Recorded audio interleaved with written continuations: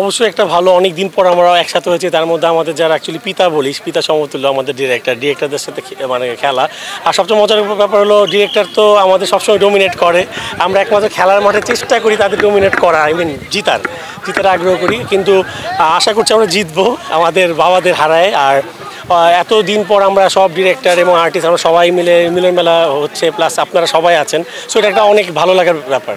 আমি বলবো আমার মানে কাজের আরও মানে গতিটা বেড়ে যায়, কারণ সব কিছু শেষে না একটা রিল্যাক্সেশনের ব্যাপার থাকে। আমরা তো সারা বছর কাজ করি, যেমন যারা অফিসে জব করে তারাও কিন্তু সপ্তাহে 2 দিন ছুটি পায়, অ্যানুয়ালি তারা লিভ পায়। সে আমাদের তো অ্যাকচুয়ালি ওইভাবে কোনো ফিক্সড কোনো ছুটি নেই, সো আমাদের ছুটিগুলো অ্যাকচুয়ালি এইভাবেই কাটাই। আমাদের একদম একটা লাইক একটা হলিডের মতো যাচ্ছে আর ঈদের মতো। মানে আমি বলবো উই আর লাকি যে আমরা তো আসলে রেগুলার খেলাধুলা করি না, মাঝে মাঝে খেলাধুলা করি, তার মধ্যে আমরা আজকে প্র্যাকটিস ম্যাচ চলছে, তার মধ্যে এত সুন্দর একটা বৃষ্টিতে আমরা একটা অন্যরকম এক্সপিরিয়েন্স।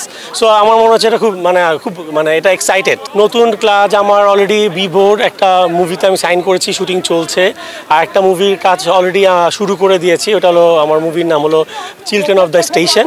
আর খুব শীঘ্রই একদম খুব কাছাকাছি সময় আমি 2-1 দিনের মধ্যে হয়তো আমি জানাবো আমার একটা নতুন একটা ওয়েব সিরিজ আসছে, ওটা অনেক বড় বড় আর্টিস্ট আছেন, আমি তাস্তো বা আরস থেকে শুরু করে সোনাইরা আরও অনেকেই আছেন, যেটার নাম হলো হ্যালো মিস।